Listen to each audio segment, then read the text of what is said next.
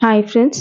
இன்னைக்கு நம்ம எதை குறித்து பார்க்க போகிறோம் அப்படின்னு சொன்னோம்னா பிரபஞ்சம். பிரபஞ்சம்னா என்ன அப்படின்றது தான். பிரபஞ்சத்தை பற்றி சொல்லுங்க அப்படின்னு சொன்னால் நம்மளால ஒரே ஒரு வார்த்தையில் விடை சொல்லவே முடியாது. ஏன் அப்படின்னு சொன்னோம்னா இப்போ நம்ம இந்த பூமி நாம வாழ்கிற கிரகம் எது அப்படின்னா பூமி. இந்த பூமியில் நிறைய ஜீவராசிகள் இருக்கு இல்லையா? இந்த பூமியை நம்ம என்ன செய்கிறோம், பார்க்குறோம். அதனால அதை பற்றி நம்மளால சொல்ல முடியுது. ஆனால் இந்த பிரபஞ்சத்துக்குள்ள பூமியை மாதிரி பல கிரகங்கள் இருக்கு, பல நட்சத்திரங்கள் இருக்கு, பல நட்சத்திர குடும்பங்கள் இருக்கு. ஆனா அதெல்லாம் நம்ம பார்க்குறோமா அப்படின்னு சொன்னா பார்க்கிறதே கிடையாது. அதை நம்மளால வெறும் கண்களாலேயோ இல்ல ஒரு டெலஸ்கோப் வச்சுனாலும் நம்மளால பார்க்கவும் முடியாது. இந்த பிரபஞ்சம் நம்ம பார்க்கிறது ரொம்ப குறைவான பகுதி தான். ஆனா இந்த பிரபஞ்சத்துக்குள்ள நம்ம பார்க்கவே முடியாத இருட்டா இருக்கக்கூடிய ரகசியமான பகுதி நிறைய இருக்குது. நல்லா பார்த்தோம்னா ராத்திரி நேரம் நட்சத்திரங்கள் வானத்துல பார்க்குறோம் இல்லையா? இந்த நட்சத்திரங்கள் எத்தனை நட்சத்திரங்கள் இருக்கு நம்ம யோசிச்சிருப்போமா? எத்தனை நட்சத்திரங்கள் இருக்கு? எப்படி இருக்குது? அது எப்படி மேலிருந்து கீழே விழாம இருக்குது? சூரியன் எப்படி ஒளி தருது? பூமி எப்படி கரெக்டா எந்த ஒரு கோள் மேலேயோ இல்ல எந்த ஒரு கல்லின் மேலேயோ இடிக்காம கரெக்டா தன்னுடைய வட்டப்பாதையில போகுது? வானம் எவ்வளவு தூரத்துல இருக்கு? வானத்துக்கு மேல என்ன இருக்கு? இப்படின்னு சொல்லி நமக்குள்ள கேள்விகள் கேட்டுக்கொண்டே இருப்போம் நம்ம தனிமையில இருக்கும்போது.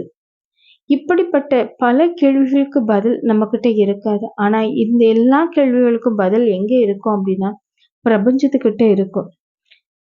பிரபஞ்சம் அப்படின்றதனுடைய இன்னொரு பெயர் என்ன அப்படின்னு சொன்னா பேரண்டம். இந்த பேரண்டத்துலதான் நாம வாழக்கூடிய பூமி, நமக்கு பக்கத்துல இருக்கிற நிலா, நாம பார்க்கிற வானம், சூரியன், கோள்கள், நட்சத்திரங்கள், நட்சத்திர குடும்பங்கள் எல்லாம் இருக்குது. இந்த பேரண்டம் எப்படி உருவாச்சு அப்படின்னு சொல்லிட்டு அறிவியல் விஞ்ஞானிகள் சொல்றாங்க அப்படின்னு சொன்னா பிக் பேங் அப்படின்னு சொல்லிட்டு ஒரு தியரி மூலமா தான் இந்த பேரண்டம் உருவாகி இருக்கலாம் அப்படின்னு நம்புறாங்க. இந்த பிக் பேங் தியரியோட இன்னொரு பெயர் தமிழ்ல அதை என்னன்னு சொல்றோம் அப்படின்னு சொன்னோம்னா பெருவெடிப்பு அப்படின்னு சொல்றாங்க. அதாவது ஒரு கோளின் மேல ஒரு எரிக்கல்லோ இல்ல இன்னொரு கோளோ வந்து மோதிச்சு அப்படின்னு சொன்னா அப்படி மோதும் போது இன்னொரு ஒரு புதிய கோள் உருவாகும். அப்படிதான் இந்த பூமியும் உருவாகி இருக்கும் அப்படின்னு சொல்றாங்க. இதுக்கு பேர் தான் பிக் பேங் தியரி. சரி, இந்த பேரண்டத்தோட மையப்பகுதியை கண்டுபிடிக்க முடியுமா அப்படின்னா அது கண்டுபிடிக்க முடியாது. அதனோட எல்லை பகுதியை கண்டுபிடிக்க முடியுமானா அதுவும் கண்டுபிடிக்க முடியாது. ஏன் அப்படின்னு சொன்னோம்னா விஞ்ஞானிகள் அதுக்கு என்ன சொல்றாங்க அப்படின்னா ஒவ்வொரு நொடிக்கும் இந்த பேரண்டத்தோட விளிம்பு பகுதி விரிவடைந்து கொண்டே போகுது. அதனால இதை யாராலையும் கணிக்க முடியாது அப்படின்னு சொல்றாங்க. சரி, இந்த பேரண்டத்துக்குள்ள எத்தனை நட்சத்திரங்கள் இருக்கு, எத்தனை நட்சத்திர குடும்பங்கள் இருக்கு அப்படின்னு சொல்லி கணக்குல எடுக்கலாமா அப்படின்னு சொன்னா அதுவும் முடியாது. இந்த பூமியில இருக்கக்கூடிய எல்லா மணல் துகள்களையும், அதாவது கடற்கரை இருக்கு இல்லையா, எல்லா கடற்கரையும் சேர்த்து அதுல எவ்வளவு மணல் துகள்கள் இருக்கோ அதை விட அதிகமான நட்சத்திரங்களும் நட்சத்திர குடும்பங்களும் இந்த பேரண்டத்துக்குள்ள ஒளிஞ்சிட்டு இருக்கு. இன்னும் அதெல்லாம் எங்க இருக்கு, எந்த திசையில இருக்கு, எவ்வளவு தொலைவுல இருக்கு, இன்னும் பூமியை மாதிரி எத்தனை கிரகங்கள் இருக்கு, அந்த கிரகங்களுக்குள்ள வேற்று கிரகவாசிகள் இருக்காங்களா அப்படின்றது யாராலையும் இது வரைக்கும் கண்டுபிடிக்க முடியல.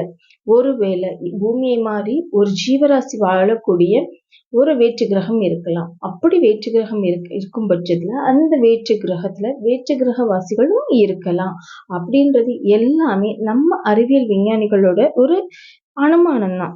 நம்ம வாழுகிற இந்த பூமி எத்தனை வருஷம் பழமையானது அப்படின்னு சொன்னா கிட்டத்தட்ட 4.5 பில்லியன் ஆண்டுகள் இது பழமையானது. நம்ம நமக்கு தெரிஞ்ச பூமியை பத்தி இன்னும் தெரியாத ரகசியங்கள் எத்தனையோ இருக்கு. அதே மாதிரி இந்த பேரண்டத்துக்குள்ள ஒளிந்து கொண்டு இருக்கக்கூடிய ரகசியங்கள் இன்னும் அதிகமாவே இருக்கு.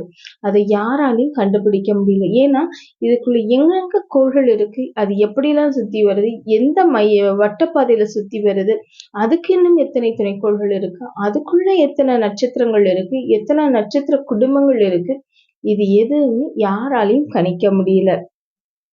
இப்போ பூமி சூரியனை சுற்றி வரும்போது அது தன் வட்டப்பாதையில சுற்றி வருது.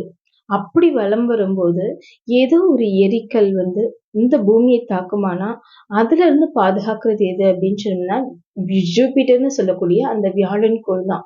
நமக்கு வரக்கூடிய இந்த பூமிக்கு வரக்கூடிய எல்லா ஆபத்துகளும் முதல்ல எதை சந்திக்குது அப்படின்னு சொன்னா இந்த ஜூபிட்டரை சந்திச்சதுக்கு அப்புறம் தான் பூமிக்கே வர முடியுமா. இந்த பூமியோட பாதுகாப்பு கோள் எது அப்படின்னு சொன்னோம்னா இந்த ஜூபிட்டர், அதாவது வியாழன் கோள் தான். ஏன் அது அப்படி சொல்றோம் அப்படின்னு சொன்னோம்னா பூமியை விட அதிகமான ஈர்ப்புத்தன்மை, அதாவது கிராவிடேஷனல் ஃபோர்ஸ் எதுக்கு அதிகமா இருக்கு அப்படின்னு சொன்னோம்னா இந்த வியாழன்ற கோளுக்கு அதிகமா இருக்கு.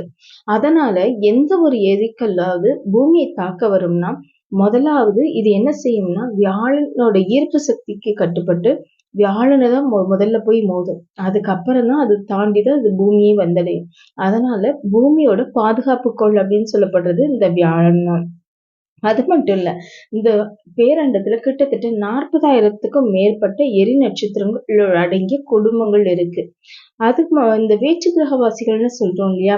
இந்த வேற்று கிரகவாசிகள் நம்மை போல இருப்பார்களா? எங்க இருப்பாங்க? எப்படி இருப்பாங்க? யாராலையும் கண்டுபிடிக்க முடியல.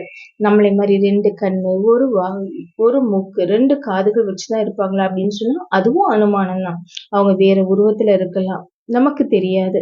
அப்போ இது எல்லாமே அனுமானம் தான். நம்மளால கண்டுபிடிக்க முடியாது. விடை கிடைக்காத ஒன்றுதான் இந்த பிரபஞ்சம். ஆனா இந்த பிரபஞ்சம் நமக்கு நிறைய பேசிக்கிட்டே இருக்கும். நம்மளும் என்ன செய்யலாம், இந்த பிரபஞ்சத்தோட பேசலாம். அது மட்டும் இல்ல, நம்மளால ஏன் கண்டுபிடிக்க முடியல அப்படின்னு சொன்னோம் அப்படின்னா, ஒவ்வொரு கோள்களும் நமக்கு பக்கத்துல இல்ல. நம்ம விட்டு பல்லாயிரக்கணக்கான மைல்கள், பல்லாயிரக்கணக்கான சூரிய ஒளி ஆண்டுகளை தாண்டி இருக்கு. ஒரு ஒளி ஆண்டு அப்படின்னு சொன்னோம்னா சூரியனிலிருந்து ஒளி பூமியை வந்தடைய எடுத்துக்கொள்ளக்கூடிய ஒரு ஆண்டுக்குள்ள கால அளவு தான் ஒரு ஒளி ஆண்டுன்னு சொல்றோம். இதே மாதிரி பல லட்சக்கணக்கான கோடிக்கணக்கான மைல்களுக்கு அப்பால இத்தனை ஒளியாண்டுகளையும் தாண்டிதான் நம்ம ஒரு கோளை அடையவே முடியும். ஆனா அந்த அளவுக்கு நம்மகிட்ட டெக்னாலஜி இல்ல. ஆனா இருக்கலாம்ன்ற அனுமானத்தின் அடிப்படையில நம்ம என்ன செய்றோம், யோசிக்கிறோம். இதற்கெல்லாம் விடை தரக்கூடியது எது அப்படின்னா இந்த பிரபஞ்சம். பிரபஞ்சத்துக்கிட்ட மட்டும்தான் எல்லாவற்றிற்கும் பதில் இருக்கு. நம்ம கிட்ட நிச்சயமா இல்ல.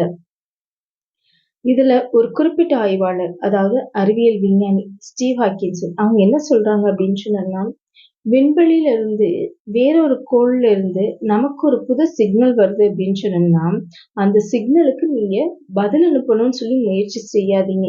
ஏன் அப்படின்னு சொன்னோம்னா ஒருவேளை அந்த சிக்னல் வேற்று கிரகவாசிகள்கிட்ட இருந்து கூட வரலாம். அப்படி வரும்போது நம்ம அதற்கு பதில் அனுப்பணும் அப்படின்னா நம்ம எதிர்பாராத பெரிய ஆபத்தை கூட சந்திக்கலாம். ஏன் அப்படின்னு சொன்னோம்னா இந்த வேற்று கிரகவாசிகள் நம்மை விட, அதாவது மனிதர்களை விட அறிவிலும் விஞ்ஞானத்திலும் வளர்ச்சி அடைந்தவர்களா கூட இருக்கலாம். அதனால நமக்கு பெரிய ஆபத்து ஏற்படும் அப்படின்னு சொல்லிட்டு ஒரு எச்சரிக்கை செய்தியா தான் வேற்று கிரகவாசிகளை குறிச்சு நம்மகிட்ட சொல்லியிருக்கிறாங்க. இந்த பிரபஞ்சத்துல நாம தனியாவே இல்லைங்க. வேறு உயிரினங்கள் நம்ம விட அட்வான்ஸா டெக்னாலஜி யூஸ் பண்றவங்க கூட இருக்கலாம். இந்த பால்வெளி வீதியில கோள்கள், நட்சத்திரங்கள், விண்மீன்கள், அதன் விண்மீனோட குடும்பங்கள் இப்படின்னு சொல்லிட்டு நிறைய இருக்கு. இதுதான் பிரபஞ்சம். பிரபஞ்சம் தாண்டி என்ன இருக்கு, இந்த பிரபஞ்சத்துக்கு மேல என்ன இருக்கு, அதுக்கு மேல ஏதோ ஒண்ணு இருக்குதா அப்படின்னு சொன்னா அறிவியல் விஞ்ஞானிகள் அதுக்கு என்ன சொல்றாங்கன்னா ஒரு வெற்றிடம் காணப்படுது அப்படின்னு சொல்றாங்க. அப்போ பிரபஞ்சம் அப்படின்றது என்ன அப்படின்னா ஒரு பெரிய பேரண்டம். அதுக்குள்ளே நிறைய ரகசியங்கள் இருக்கு. நாம என்ன கேட்கிறோமோ அத பிரபஞ்சம் நமக்கு கொடுக்கும். பிரபஞ்சம் நம்மகிட்ட பேசுமா அப்படின்னா பிரபஞ்சம் நிச்சயமா நம்மகிட்ட பேசும்.